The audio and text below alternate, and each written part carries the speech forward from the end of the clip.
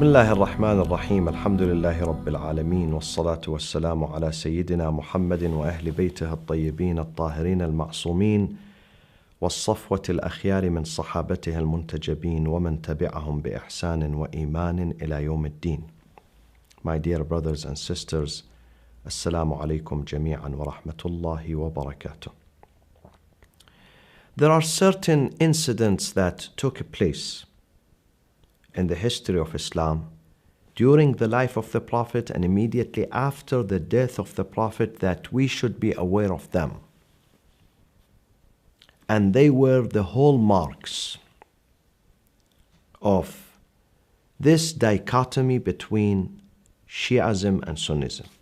One of them is the tragedy of Thursday, which is documented almost in every history book that discusses the life of the Prophet, and also books of hadith.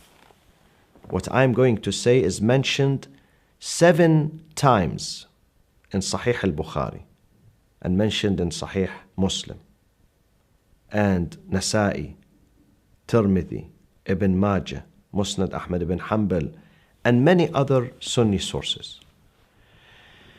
Before the death of the Prophet, peace be upon him, in the month of Safar on the year 11th Hijrah, the Roman army gathered on the border, on the northern border of the Islamic State. And they were about to attack the Islamic State.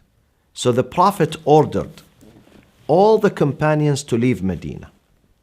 He wanted them to be out, to leave Medina and join the battalion of Osama ibn Thabit, Osama ibn Zayd.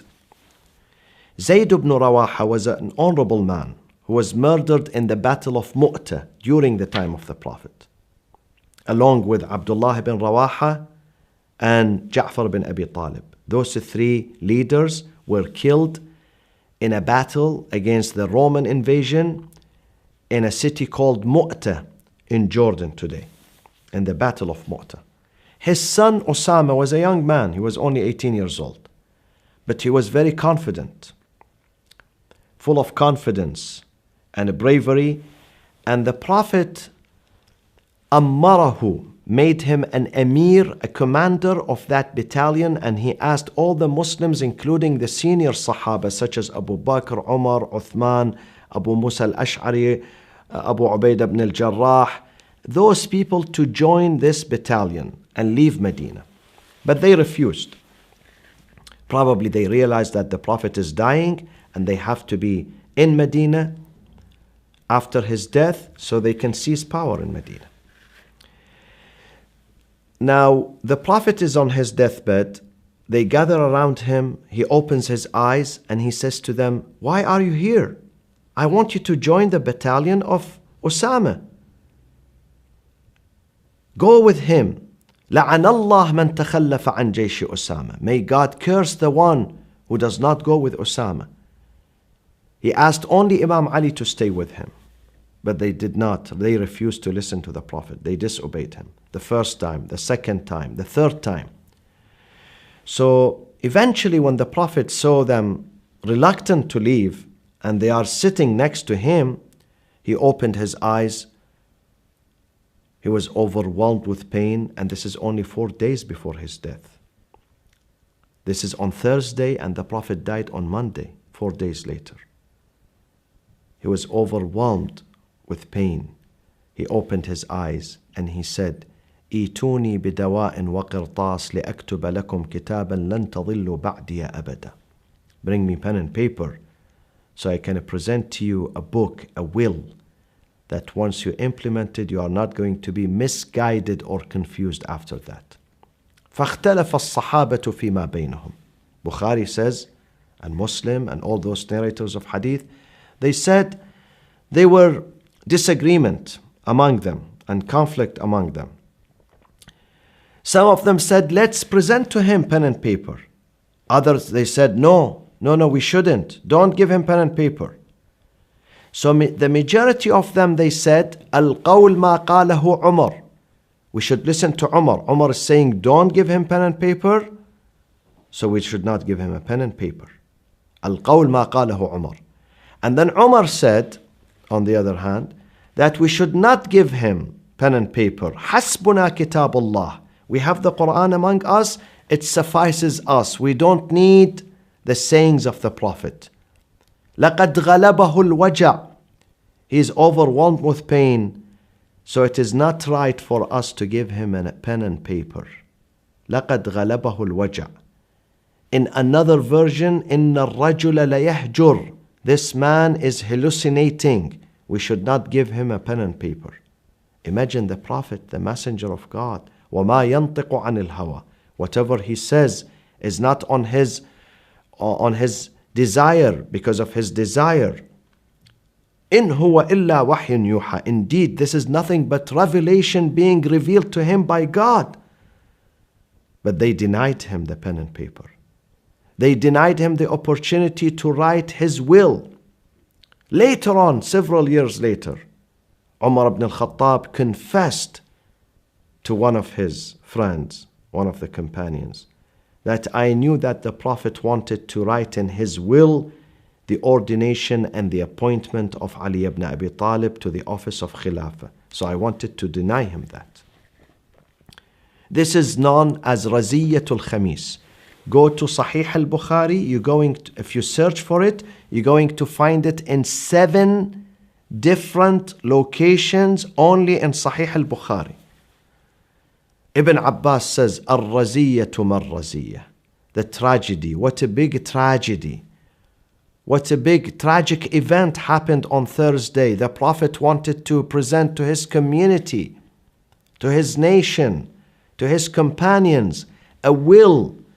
If they implement it, if they go by it, if they practice it, they would never be misguided till the day of judgment. But they denied him this opportunity. Ibn Abbas said, I was shocked, I was saddened. I was saddened. This is a real tragedy that struck on Islam and Muslims till the day of judgment.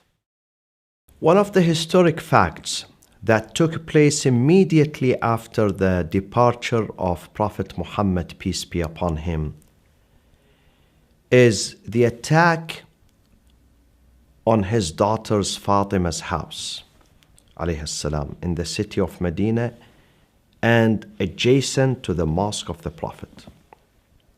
Fatima alayhi salam, with her husband Ali alayhi salam and their children, they lived in a house built for them by the Prophet, by the order of the Prophet, inside the mosque. And actually they had a gate, a doorway, which was open directly to the mosque of the Prophet. So once they open this gate, they are inside the mosque, without having to go outside and come from the street entrance. Other doors of the wives of the Prophet were the same. But then, when the verse of Tahara came, that if a person is junub, in a state of janaba, which is a state of impurity after having discourse with his wife, they have to perform ghusl to purify themselves. So after this verse descended in Surah An-Nisa, God ordered the Prophet to shut all these gates of his wives that has direct entrance to the mosque, except one door. That door is left open, Babu Ali wa Fatima. And today, interestingly enough, when you go to Medina and you happen to go through the gate of Gabriel or Jibreel, you will find a small door there. This door still exists today, Babu Ali wa Fatima. That was their house. This house was subjected to abuse and attack after the death of the Prophet. Because the companions who seized power after the Prophet, they came to Imam Ali, he was inside the house, and they said to him, you have to come and pay allegiance in public to Abu Bakr.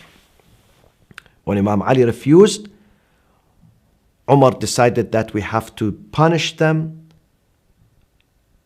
in order for them to listen and obey. So he said, أحرق الدار, burn this house. They told him, إن في البيت فاطمة, إن في الدار فاطمة. Do you know that the daughter of the Prophet is here? Not only Ali, his wife is also here. قال وإن, even if she's there. Burn the house. So they attacked the house. And they slammed the door open while Fatima al-Zahra was hiding behind the door. As a result of that, she was pregnant. She had miscarriage. She lost her baby. She was bleeding. She fell to the ground. And one of her ribs broke.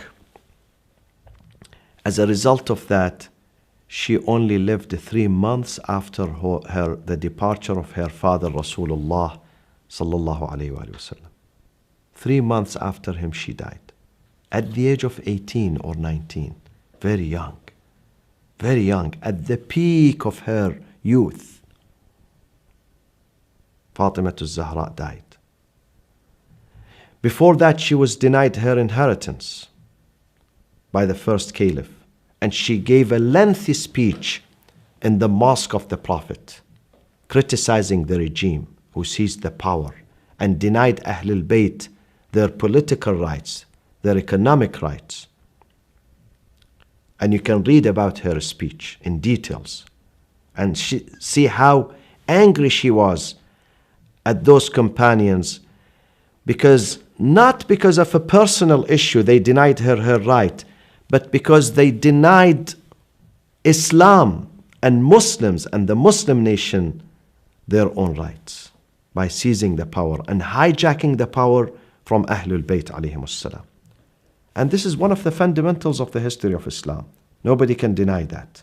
It's there, and it would be there.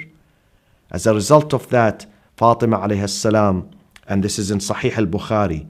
Sahih al-Bukhari says, وَمَاتَتْ فَاطِمَةٌ وَهِيَ وَاجِدَةٌ عَلَى أَبِي بَكْرٍ. When she died, she was angry with Abu Bakr. And she was angry with Umar because of their atrocities against her. And she ordered her husband to bury her in the night, not during the day. And she said, I don't want those who abused me to participate in my procession, in my tashyi', in my janazah, in my funeral. Make it top secret. So when she died, the Muslims gathered around her house. Abu Dhar al-Ghifari stood. He said, أيها الناس لقد تأجل تشييع فاطمة. Fatima, her funeral has been postponed, so go home. فتفرق الناس. They went home. Then in the evening, only 7 people, including Amir al-Mu'mineen, Imam Hassan and Imam Hussein, Salman, Al-Miqdad, Ammar ibn Yasir, Abu Dhar al-Ghifari, they carried the coffin of Fatima and they participated in her tashyi'. And most likely she is buried in her room, in her house, next, very close to the Prophet sallallahu alaihi wasallam. And Imam Ali, he eulogized her. Assalamu alayka ya Rasul Allah. Anni wa an ibnatika an-nazilati fi jiwarik. From me and from your daughter who had come to you and who has hastened to meet you. والسريعة اللحاق بك. قل يا رسول الله عن صفيتك صبري. O Prophet of Allah, my patience about your chosen daughter has been exhausted and my power of endurance has weakened, except that I have a ground for consolation in having endured the great hardship and heart-rending event of your departure and your separation. It is worthy to read this khutbah in Nahj al-Balagha when Amir al-Mu'mineen buried the daughter of the Prophet, his beloved wife Fatima. Imagine a Prophet Muhammad had one great daughter, where in Sahih al-Bukhari we read, إِنَّ اللَّهَ يَرْضَى لِرِضَاهَا وَيَغْضِبُ لِغَضَبِهَا. Allah is satisfied for her satisfaction. And Allah becomes angry for her anger and wrath. And yet this daughter is buried in the middle of the night, without a procession, without a funeral. And this daughter is dead 3 months after the death of her father, at the tender age of 18. And her grave until today is anonymous. Nobody knows about it. Some people recite ziyarah for her pay tribute for her in the cemetery of Baqi'. Some people recite ziyarah for her close to the shrine and the grave of her noble father Rasulullah sallallahu alaihi wasallam. This is an indication and a declaration that something went wrong after the death of the Prophet. And according to the Quran, انقلبتم على أعقابكم, you turned back on your heels to the age of ignorance. You abandoned the message of the Prophet and you turned against his teachings and his noble family. Did the Prophet, peace be upon him, during his illness, ordered Abu Bakr ibn Abi Quhafa to lead the prayers in his mosque and to become the imam, leading the congregational prayers during the time of the Prophet, during the illness of the Prophet, the last days of the Prophet? This is the Sunni side of the Sunni version of the story. While the true story is the Prophet never ordered Abu Bakr to lead the prayers. First, many historians believe that Abu Bakr was not in Medina at all during the time of the Prophet. He was staying at an area called Al-Jurf, outside Medina. Those who believe that Abu Bakr was in Medina at the time of the death of the Prophet contend that it was the desire of Aisha that her father would come and lead the congregational prayers in the mosque of the Prophet. It was the plan and the desire of Aisha, not the plan of the Prophet. And once the Prophet knew that Aisha wants to send her father to do the prayers, to lead the Muslims in the prayers, in order for her to prepare him for the Khilafat and leadership after the Prophet, despite his pain, despite his weakness, despite his sickness, he stood leaning on one side on Ali ibn Abi Talib, on the other side on Al-Fadl ibn al-Abbas, his cousin, both cousins. Ali ibn Abi Talib is his cousin and Al-Fadl ibn Abbas is his another cousin. And he walked to the masjid and he pulled Abu Bakr. He pulled him from that position and the Prophet stood and he did the prayers. Now some Sunni historians who'd like to praise Abu Bakr and give him credit, they allege that the Abu Bakr was standing and the Prophet stood behind him and did the prayers behind him, which is unacceptable in Islam. All Muslims unanimously, the Shias and the Sunnis, they both agree that never ever happened that an ordinary man led the prayers and a prophet prayed behind him. And that should not happen, and that's illegal and haram, and it does not happen. Does not happen. No one can lead the prayers while the Prophet himself, peace be upon him, is there. No one. Even members of his family cannot do that, let alone someone who's an outsider or a companion.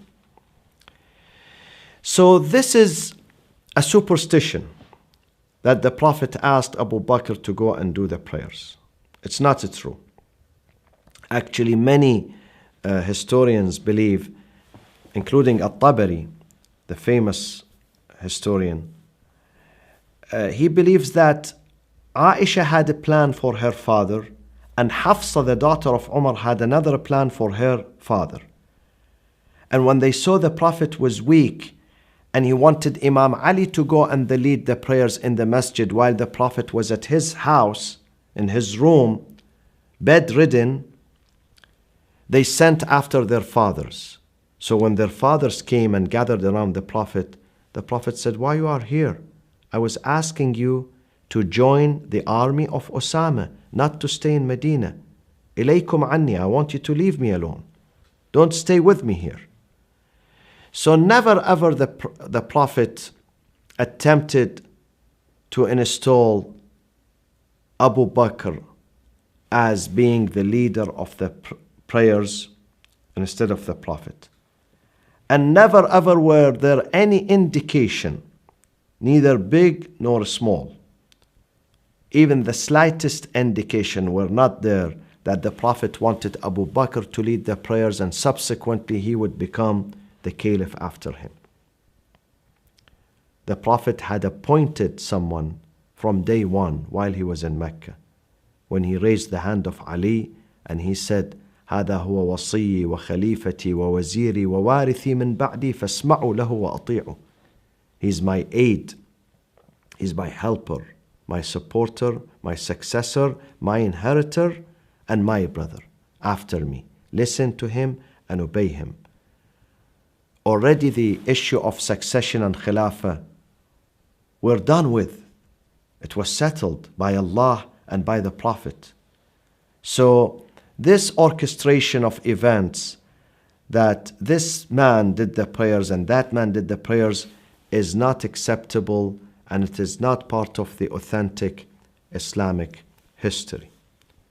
Assalamu alaikum wa rahmatullahi wa barakatuh.